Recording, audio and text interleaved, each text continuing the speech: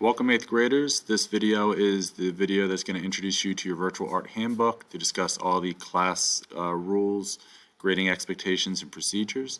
Please make sure that you watch this entire video so you know exactly how to access and navigate the course and to understand all the assignments that are required for this course and how to complete them properly. I will not be reading this stuff verbatim. Basically this is just an overview. There is a read-only document if you wish to read this all word for word. Alright, so let's get started. So as I scroll down here at the second page, you'll see the art mission statement. The main thing to focus on here is the quote right here that says, "You don't need to consider yourself a good artist to succeed in my class. Just try your best and everything else is going to fall into place." That, I hope, rings true with you at the end of this video, or you notice that as you work on your assignments day by day. I've tailored this class to everyone's success, whether you feel that you are successful in your artistic abilities or not.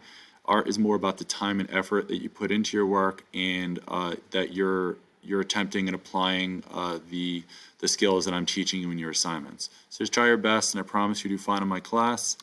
Moving forward, this is your long Art 8 course description. This is lengthy because last year we had a 2D design and a 3D design course, but because of Captain COVID, we have combined both courses together to just be Art 8. So we're going to be doing a little bit of 2D and a little bit of 3D art. Going to your course timeline, you have units A through E, which are just ongoing units, things you do every day, basically practicing studio habits, presenting your work, analyzing, interpreting, which is basically critiquing art, how to plan your artwork and how to explore it.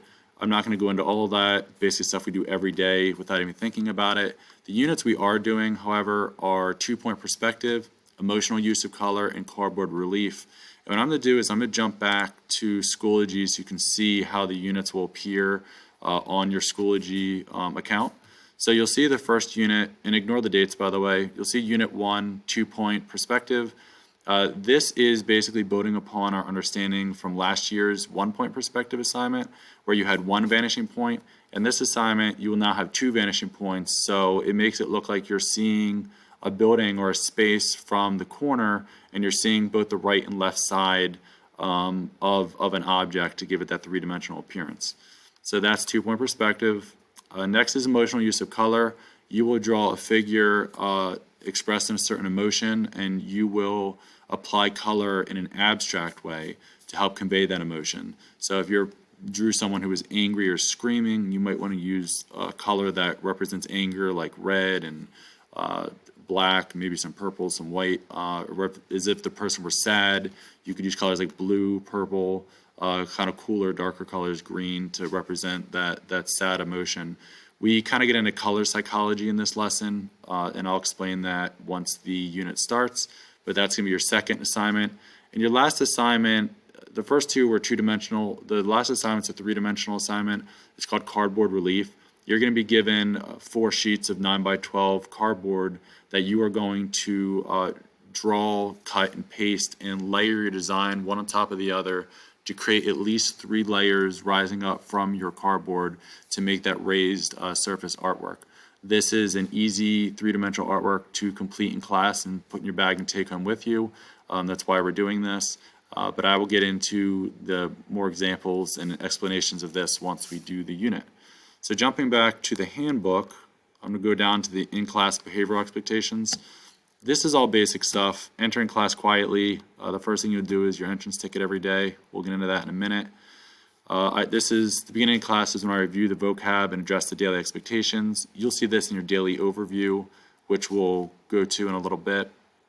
And then you basically spend the rest of the class working on your projects. So you have your basic class intro, the entrance ticket, and the daily overview, and you spend the rest of the class working on your assignment, and then we clean up 5 minutes early.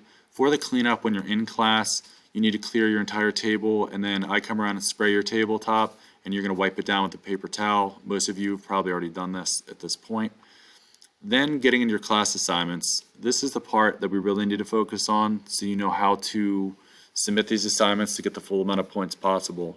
So for the daily progress grade, every day, whether you're in person or not, you're going to work on your class project, and then you're going to take a photo of it using your iPad. Once you've done that, you're going to upload it to your daily progress assignment. You'll have one of those every day, and you'll submit that to me by creating a submission and attaching your photo.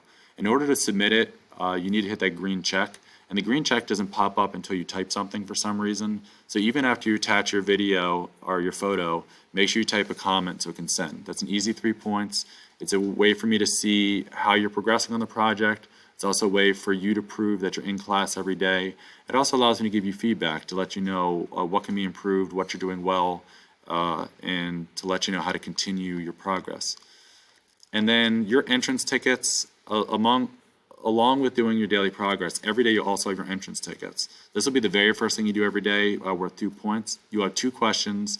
The questions will change each day, but the questions will relate to the day 1 PowerPoint that you have on the first day of every unit.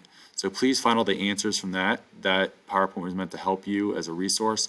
Please do not Google the definitions. You'll see that right here. They are commonly wrong. Probably 9 times out of 10 they're wrong and you don't get the credit. So please make sure you're finding your answers and you just copy them verbatim for credit for the definitions. So that's an easy 2 points. Then you have your art projects. The art projects got 100 points. I do look at all these criteria, and can be difficult to get 100 or 95 in my class. But that's why I give you those easy 5 points to help boost your grade aside from the actual project itself. So when I said you don't need to be a good artist, this is how I prove that. I grade you guys on your skills and objectives to make sure you're following all of the directions that I'm giving you for the assignment. You're showing good craftsmanship. That's the quality and care for your artwork, so it's not torn, wrinkled paper. You're not smearing it. You're trying to stay in the lines. You're not spilling Gatorade on it. Composition is the overall layout of the work, how you're arranging everything, whether it's the placement of your subjects, it's the use of the background, and making sure everything's kind of interconnected. That's the composition. So you can notice those first 3 categories. Everybody can do that. Everybody should get a 20 out of 20 on those assignments. It all kind of ties back to that effort. And then you have detail and originality.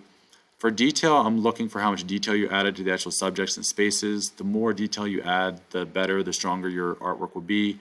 And then originality, I'm looking for you to put your own personal spin on it, so it's not just a direct copy from what you may be referencing, whether it's from online or something you're actually seeing in your actual space in real time.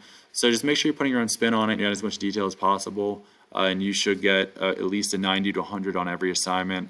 So hopefully that proves to you that I don't require you to be a good artist to do well in here. You also will have a learning log. It's kind of an assessment or test, but you don't have to study for anything. You have a vocabulary section, which the 8 vocab words that you learned from the day 1 PowerPoint and you did every day for your entrance ticket. It's those 8 vocab words in the learning log, and it's an open book test, so you can actually use the day 1 PowerPoint and get the answers from that. And then you also will write an artist statement that describes your artwork. You just write about your artwork, and then you answer the essential question, which is basically what we've been focusing on the whole project. It's very easy. Nothing to stress about. And then we also do a class critique, which is out of 12 points. So halfway through every unit, you will be assigned to another student to look at their artwork and provide feedback so they know what they can do to improve their artwork. And also it allows you to practice viewing and discussing artwork and using art vocabulary in your responses, because art's not just about the production of art, it's also learning how to view it, how to appreciate it, and how to discuss it as well. And then going on to the class rules, we have the typical COVID-19 safety protocols. I'll let you read these on your own. You guys know not to use profound language. Obviously, I'd have to write up a disciplinary referral for that, so please use good language in class. We obviously have to clean up our class every day. As far as other behaviors, just try to maintain a reasonable volume in class. I welcome open conversations with students and peers as you work. Just make sure you're not being so loud that you're disruptive. For materials, the main thing to get from this list is just to use your materials safely. Again, that's common sense. And then the evaluation, this is the grading scale for all of Carlisle. This is not my scale I created. I'm just following the district's requirements. And that's really it. The last thing here is just the comment that says you've read and understood all the class rules and procedures. You don't need to actually sign this form at the end of this video in just about 20 seconds or so. You'll go to the student handbook agreement and just say that you agree to get your first easy 2 points to show me that you've actually read the handbook or you watched this video so you know exactly what to do and what to expect. The last thing I want to say before I close out this video is jumping back to Schoology. When you do a unit in my class, please click the folders in the center of the screen every day, and you'll see the folder that you click on, the actual date. You'll have the overview that explains what you're supposed to do, your entrance ticket, you'll have some videos that you can watch, and then your student progress. Do all the assignments, watch all the videos that you're required to watch. If you just use the panel on the right side of your iPad screen where it says upcoming assignments, you're going to miss all those videos and all those resources that were created for you to ensure your success in this class. So please make sure you go through those folders in the middle and you watch all the videos, follow the overview, and get everything that you need to get. Alright guys, that's basically it. If you have any questions about anything, please send me a message. I look forward to working with you all this year and sharing your creative ideas and artworks for these 4.5 weeks. Alright everyone, see you in class.